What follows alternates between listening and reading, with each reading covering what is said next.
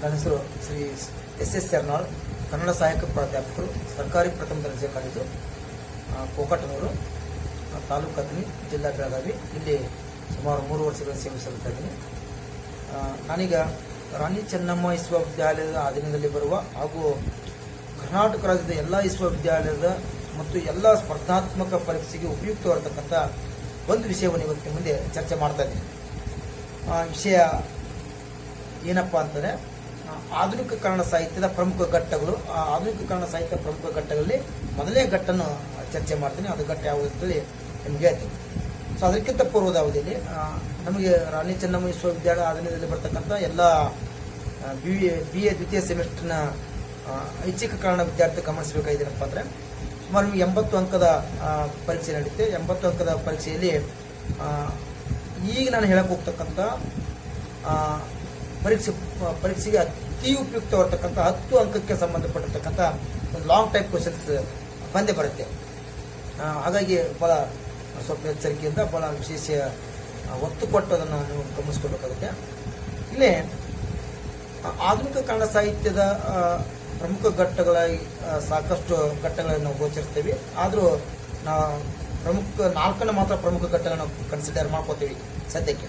So ಯಾಕಪ್ಪ ಅಂತಂದರೆ, ಆಧುನಿಕ ಕನ್ನಡ ಸಾಹಿತ್ಯದ ಘಟ್ಟಗಳಂದರೆ ನವೋದಯ ಬರುತ್ತೆ, ಜೊತೆ ಪ್ರಗತಿಶೀಲ ಸಾಹಿತ್ಯ ಬರುತ್ತೆ, ನವ್ಯ ಬರುತ್ತೆ, ದಲಿತ ಮತ್ತು ಬಂಡಾಯ ಬರುತ್ತೆ, ಸ್ತ್ರೀವಾದಿ ಸಾಹಿತ್ಯ ಬರುತ್ತೆ, ಮುಸ್ಲಿಂ ಸಂವೇದನಾ ಸಾಹಿತ್ಯ ಬರುತ್ತೆ, ಜೊತೆಗೆ ಇತರ ಸಾಹಿತ್ಯ. ಈ ರೀತಿ ನೋಡ್ತಾ ಬರ್ತೀವಿ. ಆದರೆ ನಾವು ಮುಖ್ಯವಾಗಿ ಆಧುನಿಕ ಕನ್ನಡ ಸಾಹಿತ್ಯದ ಪ್ರಮುಖ ಘಟ್ಟಗಳಲ್ಲಿ ಒಂದಾಗಿರ್ತಕ್ಕಂಥ 4 ಘಟ್ಟಗಳಲ್ಲಿ ಒಂದಾಗಿರ್ತಕ್ಕಂಥ ಮೊದಲನೇ ಘಟ್ಟ ನವೋದಯ ಸಾಹಿತ್ಯವನ್ನು ಕುರಿತು ನಾನು ಚರ್ಚೆ ಮಾಡ್ತೀನಿ.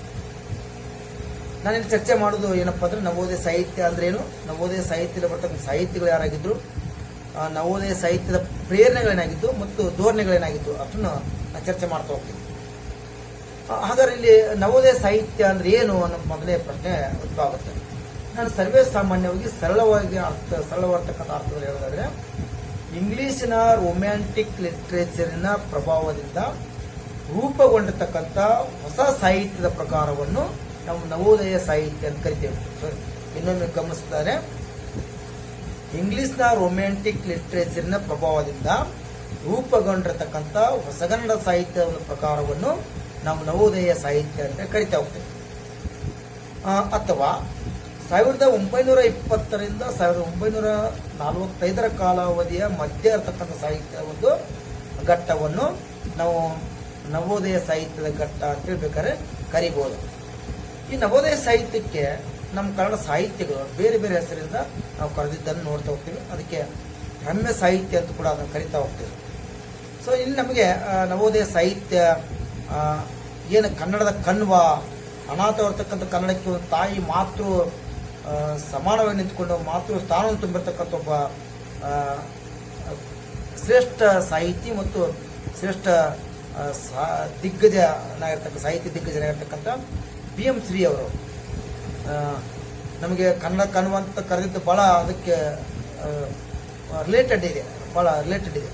ಸೊ ಇಲ್ಲಿ BM ಶ್ರೀ ಅವರು ಏನು ಮಾಡ್ತಾ ಹೋಗ್ತಾರಪ್ಪ ಅಂದರೆ, 1921ರಲ್ಲಿ ಇಂಗ್ಲಿಷ್ ಗೀತೆಗಳು ಅಂತಕ್ಕಂಥ ಒಂದು ಕವನ ಸಂಕಲನವನ್ನು ಅವರು ಪ್ರಕಟ ಮಾಡ್ತಾ ಹೋಗ್ತಾರೆ. ಅಂದರೆ ಆ ಸಂದರ್ಭದಲ್ಲಿ ಇಂಗ್ಲಿಷ್ನ ಪ್ರಮುಖ ಒಂದಿಷ್ಟು ಕವಿತೆಗಳನ್ನು ಆಯ್ಕೆ ಮಾಡಿಕೊಂಡು 12 ಕವಿತೆಗಳು, ಒಂದು ಪ್ರಾರಂಭದಲ್ಲಿ 12 ಕವಿತೆಗಳು ಇಟ್ಕೊಂಡು ಒಂದು ಸಂಕಲನ ಹೊರತಂದು ಏನು ಮಾಡ್ತಾ ಹೋಗ್ತಾರಪ್ಪ ಅಂದರೆ, ಅದು ಹೊಸಗನ್ನಡ ಸಾಹಿತ್ಯಕ್ಕೆ ಮತ್ತು ಹೊಸಗನ್ನಡ ಸಾಹಿತ್ಯದ ನವೋದಯ ಸಾಹಿತ್ಯಕ್ಕೆ ಒಂದು ನಾಂದಿ ಹಾಡ್ತಾರೆ ಅಥವಾ ಒಂದು ಹೆದ್ದಾರಿಯನ್ನು ನಿರ್ಮಾಣ ಮಾಡ್ತಾರೆ ಅಂತೇಳಿ ನಾವು ಗಮನಿಸ್ಕೋಬೇಕಾಗುತ್ತೆ. ಆದರೆ ನವೋದಯ ಅಂತ ಇದನ್ನು ಯಾರು ಕರೆದ್ರಪ್ಪ ಅಂದರೆ, ಕುವೆಂಪು ಅವರು ಮೊದಲು ಕರೀತಾರೆ. ನವೋದಯ ಅಂತಕ್ಕಂಥ ಒಂದು ಶಬ್ದಶಃ ಪರಿಚಯಿಸಿದವರು ಯಾರಪ್ಪ ಅಂದರೆ ಕುವೆಂಪು ಅವರನ್ನು ಪರಿಚಯಿಸ್ತಾ ಹೋಗ್ತಾರೆ. ಹೀಗಾಗಿ ಕನ್ನಡ ಸಾಹಿತ್ಯದ ಆಧುನಿಕ ಕನ್ನಡ ಸಾಹಿತ್ಯದಲ್ಲಿ ಬಹಳ ಶ್ರೇಷ್ಠವಾಗಿರ್ತಕ್ಕಂಥ ಸಾಹಿತ್ಯಗಳು ಕಂಡುಕೊಂಡಿರ್ತಕ್ಕಂಥ ಕಾಲಘಟ್ಟ ಮತ್ತು ಶ್ರೇಷ್ಠವಾಗಿರ್ತಕ್ಕಂಥ ಸಾಹಿತ್ಯವನ್ನು ಕೂಡ ಸವಿದಿರ್ತಕ್ಕಂಥ ಒಂದು ಕಾಲಘಟ್ಟ ಯಾವುದಪ್ಪ ಅಂತಂದರೆ ಈ ನವೋದಯ ಸಾಹಿತ್ಯ ಕಾಲಘಟ್ಟ. ಸೊ ಈ ನವೋದಯ ಸಾಹಿತ್ಯದ ಎಂಥ ಕವಿಗಳು ಬರ್ತಿದ್ರು, ಯಾವ್ಯಾವ ಕವಿಗಳು ಬರ್ತಿದ್ರು ಅಂತ ನಾವು ಪ್ರಶ್ನೆ ಬಂದಾಗ, ಸೊ ನವೋದಯ ಸಾಹಿತ್ಯದಲ್ಲಿ ನಾವು 3 ಇಲ್ಲಿ ಪೀಳಿಗೆ ಮಾಡ್ತೀವಿ, 3 ಡಿವೈಡ್ ಮಾಡ್ಕೊತೀವಿ. ಸೊ 3 ಪೀಳಿಗೆಯಲ್ಲಿ ಕಂಡುಕೊಂಡಿರ್ತಕ್ಕಂಥ ಕವಿಗಳು ಇಟ್ಕೊಂಡಾಗ ನವೋದಯ ಸಾಹಿತ್ಯದ ಮೊದಲನೇ ಪೀಳಿಗೆಯಲ್ಲಿ ಯಾರು ಕಾಣ್ತಾ ಹೋಗ್ತಾರೆ, ಪಂಜೆ ಮಂಗೇಶ್ರಾಯರು, ಮಾಸ್ತಿಯವರು, ಜೊತೆಗೆ ನಮಗೆ ಗೋವಿಂದಪ್ಪಯ್ಯವರು, ಇವರೆಲ್ಲ ಕಾಣ್ತಾ ಹೋಗ್ತಾರೆ ಮೊದಲನೇ ಪೀಳಿಗೆ ಕವಿಗಳು ತೆಗೆದುಕೊಂಡಾಗ. ಸೊ ಎರಡನೇ ಪೀಳಿಗೆ ತೆಗೆದುಕೊಂಡಾಗ ಬೇಂದ್ರೆ, ಕುವೆಂಪು, ಕಾರಂತರು, ಪುತಿನ ಇವರೆಲ್ಲ ಮಾಡ್ತಾರೆ ಎರಡನೇ ಪೀಳಿಗೆ ಕವಿಗಳಾಗಿ ನೋಡ್ತಾ ಹೋಗ್ತೀವಿ. ಸೊ ಮೂರನೇ ಪೀಳಿಗೆ, ನವೋದಯದ ಮೂರನೇ ಪೀಳಿಗೆ ಕವಿಗಳು ಯಾರಪ್ಪ ಅಂದರೆ GSS ಚೆನ್ನವೀರ ಕಣವಿ, ಜೊತೆಗೆ KSN ಆಲ್ಸೋ. ಅಂದರೆ ಸರ್ ಇವರು ನವ್ಯ ಸಾಹಿತ್ಯಗಳಾಗಿದ್ದಿರಲ್ಲ ಅಂತ. ಸೊ ನಂತರ ಇವರು ನವ್ಯ ಕಡೆ ವಾಳ್ತಾರೆ ಅಂತ ನಾವು ಇನ್ನೊಂದು ವಿಷಯದಲ್ಲಿ ನಾವು ನವ್ಯ ಸಾಹಿತ್ಯ ಅಂತ ಸಂದರ್ಭದಲ್ಲಿ ಬೇಕಾದ್ರೆ ಗಮನಿಸ್ಕೊಳ್ಳೋಣ. ಈ ರೀತಿಯ ಸಾಹಿತ್ಯಗಳನ್ನು ಮಾಡ್ತಾ ಹೋಗ್ತೀವಿ ನಾವು. ನವೋದಯ ಸಾಹಿತ್ಯಗಳನ್ನು ಕಾಣ್ತಾ ಹೋಗ್ತೇವೆ. ಈ ಒಂದು ಯಾವಾಗಲೂ ಒಂದು ಸಾಹಿತ್ಯ ನಿರ್ಮಾಣ ಆಗ್ಬೇಕಾದ್ರೆ, ಒಂದು ಸಾಹಿತ್ಯ ತನ್ನ ಸ್ಥಿತ್ಯಂತರ ಕಾಣ್ಕೋಬೇಕಪ್ಪ ಅಂದರೆ, ಅಥವಾ ಒಂದು ಜೀವಂತ ವಾಹಿನಿಯಾಗಿ ಹರಿಬೇಕಪ್ಪ ಅಂದರೆ ತನ್ನಲ್ಲಿರ್ತಕ್ಕಂಥ ಹಿನ್ನೆಲೆಗಳು ಒಳಗೊಂಡಿರುತ್ತೆ, ಅಥವಾ ತನ್ನಲ್ಲಿರ್ತಕ್ಕಂಥ ಪ್ರೇರಣೆಗಳಿರ್ತವೆ, ತನ್ನಲ್ಲಿರ್ತಕ್ಕಂಥ ಪ್ರಭಾವಗಳು ನಾವು ನೋಡ್ತಾ ಹೋಗ್ತೇವೆ. ಸೊ ಅದೇ ರೀತಿಯಲ್ಲಿ ಏನಾಗುತ್ತಪ್ಪ ಅಂದರೆ ನವೋದಯ ಸಾಹಿತ್ಯಕ್ಕೆ ಬೇರೆ ಬರ್ತಕ್ಕಂಥ ಹಿನ್ನೆಲೆಗಳು, ಬೇರೆ ಬೇರೆ ಇರ್ತಕ್ಕಂಥ ಪ್ರೇರಣೆಗಳು, ಪ್ರಭಾವಗಳು ಇಲ್ಲಿದ್ದು. ಸೊ ನಾವು ಅದು ಒಂದೊಂದಾಗಿ ಗಮನಿಸ್ಕೊಳ್ಳೋದಾದ್ರೆ, ಸೊ ಮೊದಲನೇದಾಗಿ ನಾವು ಹೇಳೋದಾಗಿದ್ರೆ ಮೊದಲನೇ ಪ್ರೇರಣೆ ಏನಾಗಿತ್ತಪ್ಪ ಅಂದರೆ ಇಂಗ್ಲೀಷ್ನ ಒಂದು ಒಡನಾಟ. ನಮಗೆ ಬ್ರಿಟಿಷರು ಭಾರತಕ್ಕೆ ಒಂದು ವ್ಯಾಪಾರಗೋಸ್ಕರ ಬಂದು ಇಲ್ಲಿ ಉಳ್ಕೊಂಡಿರತಕ್ಕಂಥ ನಾವು ಇತಿಹಾಸದಲ್ಲಿ ಓದ್ತಾ ಹೋಗ್ತೀವಿ. ಅದನ್ನೆಲ್ಲ ನಮ್ಮ ಬೇಡ ಚರ್ಚೆ ಮಾಡೋದು. ಸೊ ಯಾವಾಗ ಬ್ರಿಟಿಷರು ಭಾರತಕ್ಕೆ ಬಂದ ಮೇಲೆ ಅವರ ಒಡನಾಟ ನಮಗೆ ಬಹಳಷ್ಟು ಲಭಿಸ್ತು. ಸೊ ಒಡನಾಟ ಬರೀ ಭಾಷಿಕವಾಗಿ ಅಲ್ಲ, ಇಡೀ ನಮಗೆ ಜ್ಞಾನದ ಒಂದು ಸಂಪತ್ತು, ವಿಪುಲವರ್ತಕ್ಕಂಥ ಸಾಹಿತ್ಯ ಸಾಮಗ್ರಿ ಎಲ್ಲ ಸಿಗೋದಕ್ಕೆ ಪ್ರಾರಂಭ ಆಯಿತು. ನಮಗೆ LS ರಾಯರು ತಮ್ಮ ಪುಸ್ತಕದಲ್ಲಿ ಬಹಳ ಆಶ್ಚರ್ಯಕರ ಸಂಗತಿ ಹೇಳ್ತಾ ಹೋಗ್ತಾರೆ. ಇವತ್ತಿನ MA ಇಂಗ್ಲಿಷ್ ಓದ್ತಕ್ಕಂಥ ವಿದ್ಯಾರ್ಥಿಗಳಿರ್ತಕ್ಕಂಥ ಪಠ್ಯ ಆಗಿನ ಪ್ರೌಢಶಾಲೆಯಲ್ಲಿ ಓದ್ತಕ್ಕಂಥ ವಿದ್ಯಾರ್ಥಿಗಳು ಇತ್ತು ಅಂತ ಹೇಳ್ತಾ ಹೋಗ್ತಾರೆ. ಹಾಗಾದ್ರೆ ನಾವು ಗಮನಿಸ್ಕೊಳ್ಳೋಣ, ಪ್ರೌಢಶಾಲೆಯಲ್ಲಿರ್ತಕ್ಕಂಥ ವಿದ್ಯಾರ್ಥಿಗಳು, PUCಯಲ್ಲಿ ಓದ್ತಕ್ಕಂಥ ವಿದ್ಯಾರ್ಥಿಗಳು ಆಗಲೇ ಇಂಗ್ಲಿಷ್ ಸಾಹಿತ್ಯವನ್ನು, ಶೇಕ್ಸ್ಪಿಯರ್ ಅನ್ನು ಓದ್ತಿದ್ರು ಅಂತ ಹೇಳ್ತಾ ಹೋಗ್ತಾರೆ. ಹಾಗಾಗಿ ಆ ಕಾಲಘಟ್ಟದಲ್ಲಿರ್ತಕ್ಕಂಥ ಸಾಹಿತ್ಯಗಳಿಗೆ ಬರ್ನ್ಸ್ ಪರಿಚಯ ಆಗ್ತಾನೆ, ಕೀಟ್ಸ್ ಪರಿಚಯ ಆಗ್ತಾನೆ, ಚಾಸರ್ ಪರಿಚಯ ಆಗ್ತಾನೆ, ಜೊತೆಗೆ ಶೇಕ್ಸ್ಪಿಯರ್ ಪರಿಚಯ ಆಗ್ತಾನೆ, ವರ್ಡ್ಸ್ವರ್ತ್ ಪರಿಚಯ ಆಗ್ತಾನೆ. ಸೊ ಇದು ನಮ್ಮ ಒಡನಾಟ.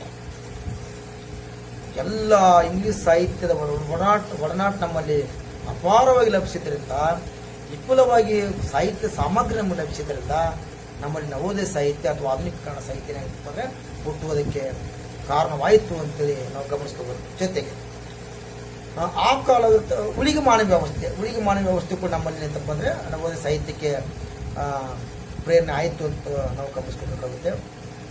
ಜೊತೆಗೆ ಮಹಾತ್ಮ ಗಾಂಧೀಜಿಯವರ ಹೋರಾಟ.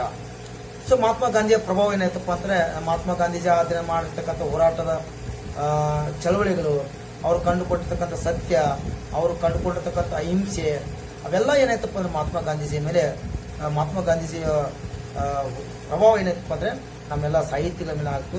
ಸೊ ಆ ಕಾರಣಕ್ಕಾಗಿ ಸಾಕಷ್ಟು ಸಾಹಿತ್ಯಗಳು, ಕವಿಗಳೆಲ್ಲ ಮಹಾತ್ಮ ಗಾಂಧೀಜಿಯ ತತ್ವವನ್ನು ಮೆಟ್ಟಿಕೊಂಡು ನಮ್ಮ ಸಾಕಷ್ಟು ಕವಿಗಳು ಅವರ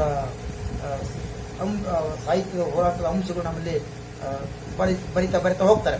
ಹಾಗಾಗಿ ಮಹಾತ್ಮ ಗಾಂಧೀಜಿಯ ಹೋರಾಟದ ಚಳವಳಿಗಳು ಕೂಡ ಏನಾಯ್ತಪ್ಪ ಅಂದರೆ ನಮ್ಮದು ಸಾಹಿತ್ಯ ಹುಟ್ಟುವುದಕ್ಕೆ ಪ್ರೇರಣೆ ಆಯಿತು ಅಂತ ನಾವು ಗಮನಿಸ್ಕೋಬೇಕು.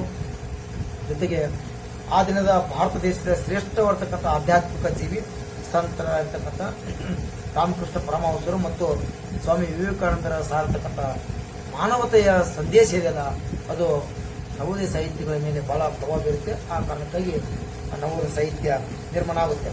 ಇದು ಅಷ್ಟಲ್ಲದೆ ರಾಷ್ಟ್ರೀಯತೆಯ ಪ್ರಭಾವ.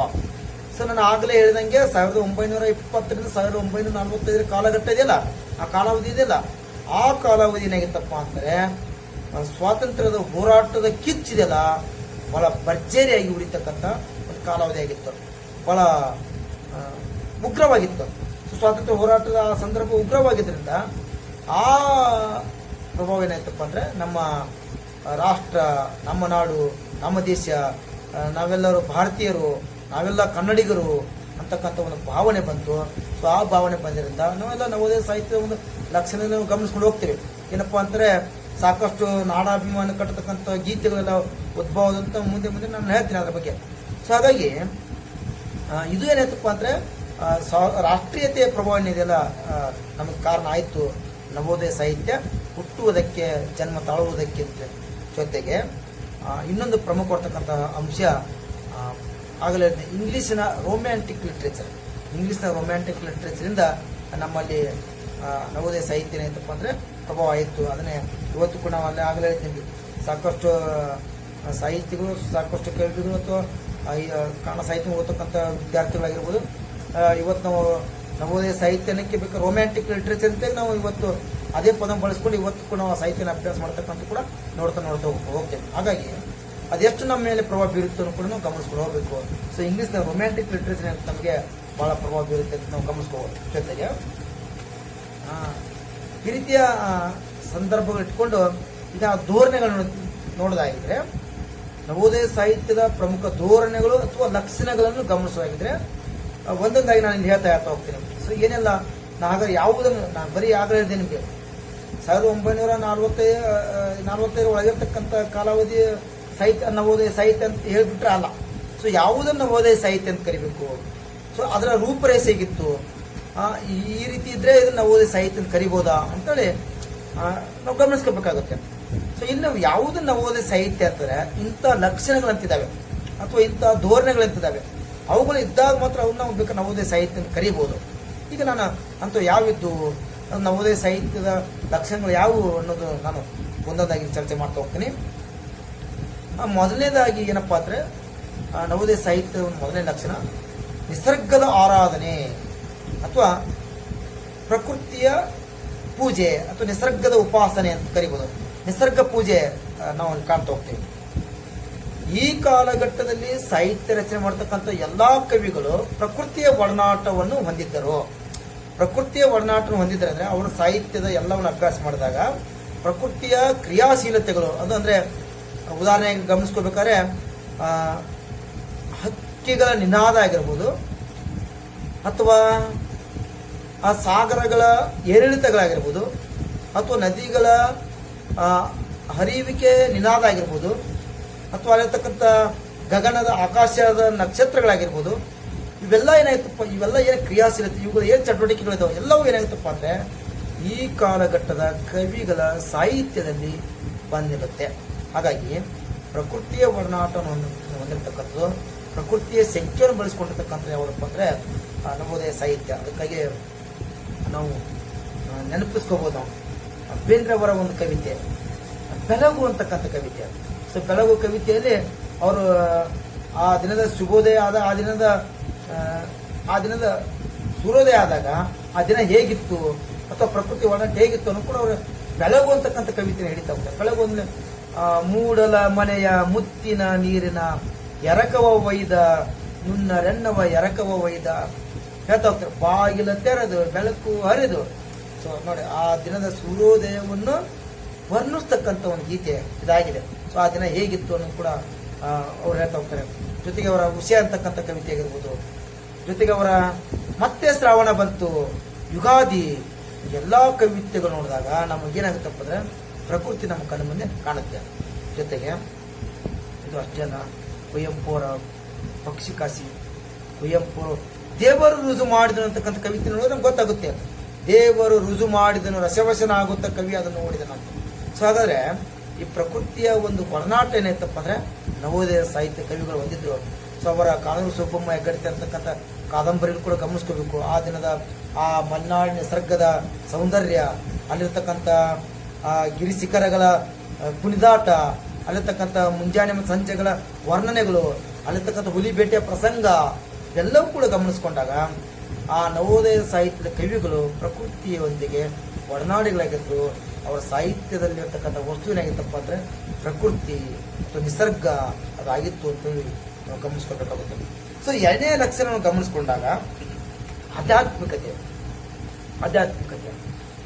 ಏನು ಈ ಕಾಲಘಟ್ಟದಲ್ಲಿ ಸಾಹಿತ್ಯ ರಚನೆ ಮಾಡತಕ್ಕಂಥ ಕವಿಗಳಿದಾರಲ್ಲ, ಎಲ್ಲಾ ಕವಿಗಳು ಬಹುತೇಕವಾಗಿ ಏನ್ ನಂಬ್ಕೊಂಡಿದ್ರಪ್ಪ ಅಂದ್ರೆ ಈ ಪ್ರಕೃತಿಯ ಎಲ್ಲಾ ಕ್ರಿಯಾಶೀಲತೆಯ ಹಿಂದೆ ಅಥವಾ ಪ್ರಕೃತಿಯ ಎಲ್ಲಾ ಚಟುವಟಿಕೆ ಹಿಂದೆ ಅಥವಾ ಇವತ್ತು ಮನುಷ್ಯ ಜೀವಂತವಾಗಿದ್ದಾನೆ, ಮಾನವನ ಬದುಕು ಸಾಗ್ತಾ ಇದೆ ಅಂತಂದ್ರೆ ಅಥವಾ ಮಾನವನ ಕ್ರಿಯಾಶೀಲತೆ ಆಗಿರ್ಬೋದು ಅಥವಾ ಇನ್ನಿತರ ಯಾವುದೇ ಒಂದು ಜೀವ ಜಾಲ ಆಗಿರ್ಬೋದು. ಸೊ ಎಲ್ಲರ ಹಿಂದೆ ಏನಿದಕ್ಕೂ ಒಂದು ಈ ಪ್ರಕೃತಿ ನಿಯಂತ್ರಿಸ್ತಕ್ಕಂಥ ಒಂದು ಶಕ್ತಿ ಇದೆ, ಅಗೋಚರ ಇರತಕ್ಕಂಥ ಶಕ್ತಿ ಇದೆ. ಅಥವಾ ಅದು ಅಗೋಚರ ಶಕ್ತಿ ಯಾವುದಪ್ಪ ಅಂತಂದ್ರೆ ದೈವ ಅಂತೇಳಿ ನಂಬ್ಕೊಂಡಿದ್ರು. ಸೊ ಹಾಗಾಗಿ ಇವರು ಅಪಾರ ಇರತಕ್ಕಂಥ ದೈವ ಶಕ್ತಿ ಮತ್ತು ಆಧ್ಯಾತ್ಮಿಕತೆ ಹೊಂದಿದ್ರು. ಸೊ ಆಧ್ಯಾತ್ಮಿಕತೆ ಅಂದ್ರೆ ನಮ್ಮ ಬೇಂದ್ರೆ ಅವರ ಸಾಕಷ್ಟು ಕವಿತೆ ನೋಡ್ಕೋಬಹುದು. ನಾವು ಬೇಂದ್ರೆ ಅವರ ರಮಣ ಮಹರ್ಷಿಗಳು, ಅರವಿಂದ ಘೋಷರು ಎಲ್ಲ ಅವರ ಮೇಲೆ ಬಹಳ ಪ್ರಭಾವ ಬೀರಿದ್ರು. ಸೊ ಆ ಪ್ರಭಾವ ಬೀರಿದ್ರಿಂದ ಸೊ ಬೇಂದ್ರೆ ಅವರ ಸಾಕಷ್ಟು ಕವಿತೆಗಳನ್ನು ನಾವು ನೋಡ್ತಾ ಹೋಗ್ತೇವೆ. ಅದರಲ್ಲಿ ಕುವೆಂಪು ನಮಗೆ ಆನಂದಮಯ ಈ ಜಗದ ಹೃದಯ ಅಂತಕ್ಕಂಥ ಕವಿತೆ ಕೂಡ ನಾವು ಗಮನಿಸ್ಕೋಬಹುದು. ಹಾಗಾಗಿ ನವೋದಯ ಸಾಹಿತ್ಯದ ಕವಿಗಳು ಪ್ರಕೃತಿಯನ್ನು ಆರಾಧಿಸ್ತಕ್ಕಂಥ ಜೊತೆಗೆ ಆಧ್ಯಾತ್ಮಿಕತೆಯನ್ನು ಬಳಸ್ಕೊಂಡ್ರು ಅಂತೇಳಿ ನಾವು ಗಮನಿಸ್ಕೊಂಡು ಹೋಗ್ಬೇಕಾಗುತ್ತೆ. ಜೊತೆಗೆ ಈ ಮೂರನೇ ಲಕ್ಷಣ ತೆಗೆದುಕೊಂಡಾಗ ಭಾವಗೀತೆ ಎಂಬ ಪ್ರಕಾರವನ್ನು ಮಾದರಿಯಾಗಿಟ್ಟುಕೊಂಡು ಸಾಹಿತ್ಯ ರಚನೆ ಮಾಡ್ತಾ ಹೋಗ್ತಾರೆ. ಈ ಕಾಲಾವಧಿ ಇದೆಯಲ್ಲ, ನವೋದಯದ ಕಾಲಾವಧಿ ಒಂದು ಎಕ್ಸ್ಪೆರಿಮೆಂಟ್ ಕಾಲಾವಧಿ ಅದು, ಒಂದು ಪ್ರಾಯೋಗಿಕ ಕಾಲಾವಧಿ ಅದು. ಯಾಕಂದ್ರೆ ಕೇವಲ ಭಾಷೆಗೆ ಅಷ್ಟೇ ಅಲ್ಲ, ಛಂದಸ್ಸಿನ ದೃಷ್ಟಿಯಿಂದ ಆಗಿರ್ಬೋದು ಅಥವಾ ಒಂದು ಕವಿತೆಯನ್ನು ಅನುವಾದದ ದೃಷ್ಟಿಯಿಂದ ಇರ್ಬೋದು, ಯಾವುದಾದ್ರೂ ಒಂದು. ಸೊ ಒಟ್ಟಾರೆ ಭಾಷೆ ದೃಷ್ಟಿಯಿಂದ ಅಲ್ಲದೆ ಎಲ್ಲ ದೃಷ್ಟಿಯಿಂದ ತೆಗೆದುಕೊಂಡಾಗ ಒಂದು ಎಕ್ಸ್ಪೆರಿಮೆಂಟಲ್ ಟೈಮ್ ಅದು, ಒಂದು ಕಾಲಾವಧಿ ಆಗಿತ್ತು. ಸೊ ಹಾಗಾಗಿ ಈ ಪ್ರಾಯೋಗಿಕ ಕಾಲಾವಧಿಯಲ್ಲಿ ಸಾಕಷ್ಟು ಸಾಹಿತ್ಯ ಪ್ರಕಾರಗಳನ್ನು ಬಳಸ್ಕೊಂಡು ಹೋಗ್ತವೆ. ವಿಶೇಷವಾಗಿ ನವೋದಯದ ಸಾಹಿತ್ಯಗಳು ಭಾವಗೀತೆ ಎಂಬ ಮಾದರಿಯನ್ನು ಇಟ್ಟುಕೊಂಡು ಸಾಹಿತ್ಯ ರಚನೆ ಮಾಡಿದ್ರು ಅಂತ ಗಮನಿಸ್ಕೋಬೇಕು. ಸಾಕಷ್ಟು ಭಾವಗೀತ ರಚನೆ ಅದು. ಬೇಂದ್ರೆ ಅವರೆಲ್ಲ ಹಾಡ್ತಕ್ಕಂಥ ಗೀತೆಯ ಭಾವಗೀತೆಗಳಾಗಿದ್ದು, ಕುವೆಂಪು ಅವರ ಭಾವಗೀತೆ ಸಾಕಷ್ಟು ಭಾವಗೀತೆ ಬರೆದ್ರು. ಅವರ ಕೊಲ್ಲಲು ದೇವರಜು ಮಾಡಿದನು, ಪಕ್ಷಿ ಕಾಸಿರ್ತಕ್ಕಂಥ ಸಾಕಷ್ಟು ಕವಿತೆಗಳಾಗಿರ್ಬೋದು, GSS ಅವರ ಸಾಕಷ್ಟು ಕವಿತೆಗಳಾಗಿರ್ಬೋದು, ಇವೆಲ್ಲ ಕೂಡ ಸಾಕಷ್ಟು ಕವಿತೆಗಳನ್ನು ಬರಿತಾ ಹೋಗ್ತಾರೆ. ಅವು ಭಾವಗೀತೆ ಮಾದರಿಯಾಗಿತ್ತು. ಜೊತೆ ಅಷ್ಟೇ ಅಲ್ಲದೆ ಅವರು ಅಷ್ಟಶತಪದಿ, ಈ ಕಾಲದಲ್ಲಿ ಅಷ್ಟಶತಪದಿಗಳು, ದಟ್ ಏನು ನಾವು ಸಾನೆಟ್ ಅಂತ ಕರಿತೇವೆ, ಸುನೀತಿಗಳು ಅಂತ ಕರಿತಾ ಹೋಗ್ತಾರೆ. ಸೊ ಅದನ್ನ ಜೊತೆ ಪ್ರಗಾತಗಳು, ಶೋಕಗೀತೆಗಳು ಎಲ್ಲ ಏನಂತಪ್ಪ, ರಗಳೆ, ವಿಸ್ತಾರತೆ, ಸರಳ ರಗಳೆಗಳು ಎಲ್ಲ ಏನಾಯ್ತಪ್ಪ ಅಂದರೆ ಈ ಕಾಲದಲ್ಲಿ ಸೃಷ್ಟಿಯಾಯಿತು. ಒಂಥರ ಬೇರೆ ಬರ್ತಕ್ಕಂಥ ಸಾಹಿತ್ಯದ ಹಲವು ಪ್ರಕಾರಗಳು ಏನಾಯ್ತಪ್ಪ ಅಂದರೆ ಈ ನವೋದಯದ ಕಾಲಾವಧಿಯಲ್ಲಿ ಗೋಚರವಾಗಿದ್ದನ್ನು ನೋಡ್ತಾ ಹೋಗ್ತೇವೆ. ಸೊ ನಾಲ್ಕನೇ ಒಂದು ಪ್ರಮುಖ ಲಕ್ಷಣ ಏನಾಗಿತ್ತಪ್ಪ ಅಂತಾರೆ, ಸಾಹಿತ್ಯದ ಆಸಕ್ತಿ ಕೇಂದ್ರ ಮನುಷ್ಯನಾಗಿದ್ದ. ಹಾಗಾಗಿ ಪ್ರಶ್ನೆ ಉದ್ಭವ ಆಗುತ್ತೆ ನಿಮಗೆ, ಸಾಹಿತ್ಯದ ಆಸಕ್ತಿ ಕೇಂದ್ರ ಮನುಷ್ಯನಾಗಿದ್ರೆ ಆ ದೇವರ ಬಗ್ಗೆ ಇವ್ರ ನಂಬಿಕೆ ಇಲ್ಲ ಅಂತಲ್ಲ ಪ್ರಶ್ನೆ. ದೇವರ ಬಗ್ಗೆ ಇವ್ರಿಗೆ ನಂಬಿಕೆ ಇರಲ್ವಾ ಅಂತಲ್ಲ, ದೇವರ ಮೇಲೆ ಅಪಾರವಾದ ನಂಬಿಕೆ ಇತ್ತು. ಯಾಕಂದ್ರೆ ನಿಮಗೆ ಶ್ರೀನಿವಾಸರ ಎಲ್ಲ ಕವಿತೆಯನ್ನು ತೆಗೆದುಕೊಂಡಾಗ ಅಲ್ಲಿ ಏನ್ ಮಾಡಿದ್ರು, ಅರ್ಪಣಾ ಭಾವ ನೋಡ್ತಾ ಹೋಗ್ತೇವೆ. ಜೊತೆಗೆ ನಮ್ಮ ಕುವೆಂಪು ಅವರೆಲ್ಲ ಸಾಹಿತ್ಯ ನೋಡ್ಕೊಂಡಾಗ ಒಂದು ಅಗೋಚರವಾದತಕ್ಕಂಥ ಒಂದು ಶಕ್ತಿ ನಿಯಂತ್ರಿಸುತ್ತೆ ಅಂತಕ್ಕಂಥವ್ರ ವಿಚಾರವನ್ನು ಮಾಡ್ತಾ ಹೋಗ್ತಾರೆ. ಕಾಣಿಕೆ ಇದೆ, ಅರ್ಪಣಾ ಭಾವ ಇದೆ. ಸೊ ಎಲ್ಲವೂ ಕೂಡ ನಾವು ಗಮನಿಸ್ಕೊಂಡಾಗ ಅವರು ನಮ್ಮಲ್ಲಿ ದೇವರನ್ನ ಮರೆಯದೆ ಮನುಷ್ಯನೇ ಮಾಡ್ತಾ ಹೋಗ್ತಾರೆ, ಕೇಂದ್ರವಾಗಿ ಇಟ್ಟುಕೊಂಡೇ ಮಾಡ್ತಾ ಹೋಗ್ತಾರೆ, ಸಾಹಿತ್ಯ ರಚನೆ ಮಾಡ್ತಾ ಹೋಗ್ತಾರೆ ಅಂತೇಳಿ ನಾವು ಗಮನಿಸ್ಕೋಬೇಕಾಗುತ್ತೆ. ನಮಗಿಲ್ಲಿ ಯಾವಾಗ ಮನುಷ್ಯ ಇಡೀ ಸಾಹಿತ್ಯದ ಆಸಕ್ತಿಯ ಕೇಂದ್ರ ಆಗ್ತಾನೋ, ಆಸಕ್ತಿ ತಾಳ್ತಾನೋ, ಆಗ ಸಾಕಷ್ಟು ಪರಿಣಾಮಗಳಾಗ್ತವೆ. ನಮ್ಮಲ್ಲಿ ಏನಾಯ್ತಪ್ಪ, ಮನುಷ್ಯ ಮತ್ತು ದೇವರ ಸಂಬಂಧವನ್ನು ಬಿಟ್ಟು ಅದರ ಆಚೆ ಇರ್ತಕ್ಕಂಥದ್ದು. ಸೊ ಮನುಷ್ಯನಿಗೆ ಸಂಬಂಧಪಟ್ಟಿರ್ತಕ್ಕಂಥ ಆಸೆಗಳಾಗಿರ್ಬೋದು, ಕಲ್ಪನೆಗಳಾಗಿರ್ಬೋದು, ಜೊತೆಗೆ ಅವರ ಕನಸುಗಳಾಗಿರ್ಬೋದು, ಇವೆಲ್ಲ ಏನಾಯ್ತಪ್ಪ ಅಂದರೆ ಸಾಹಿತ್ಯದ ವಸ್ತುಗಳಾಗೋದಕ್ಕೆ ಹೆಸರು ಮಾಡ್ತಾರೆ. ಜೊತೆಗೆ ಇಹಲೋಕದ ಬಾಳು ಪರಲೋಕಕ್ಕೆ ದಾರಿ ಅಂತಕ್ಕಂಥ ತಪ್ಪು ಇತ್ತಲ್ಲ, ಆ ಕಲ್ಪನೆ ಹೋಗಿ ಇಹಲೋಕದ ಬಾಳು ಇಹಲೋಕಕ್ಕೆ ದಾರಿ ಅಂತಕ್ಕಂಥ ವಿಚಾರವನ್ನು ಕಂಡುಕೊಳ್ತಾ ಹೋಗ್ತಾರೆ. ಅಂದರೆ ಇಡೀ ನವೋದಯದ ಕಾಲಘಟ್ಟದ ಸಾಹಿತ್ಯ ರಚನೆ ಐತಲ್ಲ, ಅದು ಆ ಸಾಹಿತ್ಯದ ಆಸಕ್ತಿಯ ಕೇಂದ್ರ ಯಾರಾಗಿದ್ರೆ ಮನುಷ್ಯನೇ ಆಗಿದ್ದ ಅಂತೇಳಿ ಗಮನಿಸ್ಕೋಬೇಕಾಗುತ್ತೆ.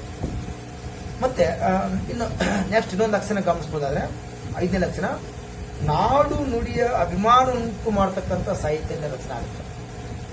ನಾನು ಆಗಲೇ ಹೇಳಿದ್ದೀನಿ, ರಾಷ್ಟ್ರೀಯತೆಯ ಪ್ರಭಾವ ಇತ್ತು. ಸೊ ನಾವೆಲ್ಲರೂ ಭಾರತೀಯರು, ನಾವೆಲ್ಲರೂ ಕನ್ನಡಿಗರು. ಸೊ ನಮ್ಮ ಸ್ವಾತಂತ್ರ್ಯ ಪಡ್ಕೊಳ್ಳೋಕೆ ನಾವೆಲ್ಲ ಸೈಕ್ಯರು. ಸೊ ನಾವು ಸ್ವಾತಂತ್ರ್ಯ ಪಡ್ಕೊಂಡೇ ತೀರ್ತೇವೆ ಅಂತಕ್ಕಂಥ ಒಂದು ಕೆಚ್ಚು ಇವೆಲ್ಲ ಏನಾಯ್ತಪ್ಪ ಅಂದರೆ ಆ ಕಾಲದ ಸಾಹಿತ್ಯಗಳಲ್ಲಿ ಮನೆ ಮಾಡಿರ್ತಾರೆ. ಸೊ ಎಷ್ಟೋ ಕವಿಗಳು ನೋಡ್ತಾ ಹೋಗ್ತೀವಿ. ಆ ಸಂದರ್ಭದಲ್ಲಿ ಬೇಂದ್ರೆ ಅವರು ನಮ್ಮ ನರಬಲಿ ಕವಿತೆ ಬರೆದ್ಬಿಟ್ಟವರು ಜೈಲು ವಾಸನ ಕಡ್ಕೊಂಡವರು. ಸೊ ಹಾಗಾಗಿ ಇಂಥ ಕವಿಗಳಿಗೆ, ಸಾಹಿತ್ಯಗಳಿಗೆ ಏನಾಯ್ತಪ್ಪ ಅಂದರೆ ಸ್ವಾತಂತ್ರ್ಯದ ಹೋರಾಟ ಪ್ರಭಾವವಾಗಿದ್ದರಿಂದ ಆ ಕಾಲಾವಧಿಯಲ್ಲಿ ಏನಾಯ್ತಪ್ಪ ಅಂದರೆ ನಾಡು ನುಡಿಯನ್ನು ಕಟ್ತಕ್ಕಂಥ ಸಾಕಷ್ಟು ಕವಿತೆಗಳು, ಸಾಕಷ್ಟು ಕಾದಂಬರಿಗಳು, ಸಾಕಷ್ಟು ನಾಟಕಗಳು ಏನಾಗ್ತವೆ, ಸೃಷ್ಟಿಯಾಗ್ತವೆ. ಸೊ ಉದಾಹರಣೆಗೆ ನೋಡೋದಾಗಿದ್ರೆ ಅವರು ಶ್ರೀ ಅವರ ಪ್ರಾರಂಭಿಕ ಕನ್ನಡ ತಾಯಿ ನೋಟ ಅಂತಕ್ಕಂಥ ಕವಿತೆ ಬರ್ತಾ ಹೋಗ್ತಾರೆ. ಅಥವಾ ಕುವೆಂಪು ಅವರ ಇವತ್ತು ಕೂಡ ನಾವು ಬೆಳಿಗ್ಗೆ ತಕ್ಕ ನಾಡಗೀತೆನ ಹಾಡ್ತಾ ಹೋಗ್ತೇವಲ್ಲ, ಭಾರತ ಜನನೀಯ ತನುಜಾತೆ ಅಂತಕ್ಕಂಥ ನಾಡಗೀತೆ ಅಲ್ಲ. ಸೊ ಅದು ಕೂಡ ನಮ್ಮ ನಾಡನ್ನು ಕಟ್ತಕ್ಕಂಥದ್ದು. ಸೊ ಅಖಂಡ ಕರ್ನಾಟಕ ಅಂತಕ್ಕಂಥದ್ದು ಸಾಕಷ್ಟು ಕವಿತೆ ನೋಡ್ತಾ ಹೋಗ್ತೀವಿ. ಸೊ ಹಾಗಾಗಿ ಆ ಕಾಲದಲ್ಲಿ ನಾಡು ನುಡಿಯ ಅಭಿಮಾನವನ್ನು ಹಬ್ಬಿಸ್ತಕ್ಕಂಥ ಅಥವಾ ಮೂಡತಕ್ಕಂಥ ಕವಿತೆಗಳೆಲ್ಲ ರಚನೆ ಆದಂತೂ ಕೂಡ ಗಮನಿಸ್ಕೋಬೇಕು. ಇನ್ನೊಂದು ಲಕ್ಷಣ ಬಹಳ ಸ್ವೀಕಾರಾರ್ಹವಾಗಿತ್ತು. ನವೋದಯ ಸಾಹಿತ್ಯದಲ್ಲಿ ಏನು ಸಾಹಿತ್ಯ ರಚನೆ ಆಯ್ತಪ್ಪ ಅಂದರೆ ಅಲ್ಲಿ ದಟ್ಟವಾದ ನಿರಾಸೆ ಕಾಣ್ತಿಲ್ಲ, ಜೊತೆ ಸಿನಿಸಿಸಮ್ ಇಲ್ಲ. ಸಿನಿಸಿಸಮ್ ಅಂತಂದ್ರೆ ಏನಪ್ಪಾ ಅಂತಾರೆ, ಎಲ್ಲದರಲ್ಲೂ ದೋಷ ಹುಡ್ಕೋದು, ಯಾವುದು ನೋಡ್ತೀವಿ ಅದರೆಲ್ಲ ದೋಷ ಹುಡ್ಕೋ, ಅದ್ರ ಸಿನಿಸಿಸಮ್ ಅಂತ ಕರೀತಾರೆ. ಇಲ್ಲಿ ನವೋದಯ ಸಾಹಿತ್ಯ ಯಾವ ಕವಿಗಳು ರಚನೆ ಮಾಡಿಲ್ಲ, ನಮ್ಮ ಯಾವ ಕವಿಗಳಲ್ಲಿ ಕೂಡ ನಾವು ಕಾಣಲಿಲ್ಲ.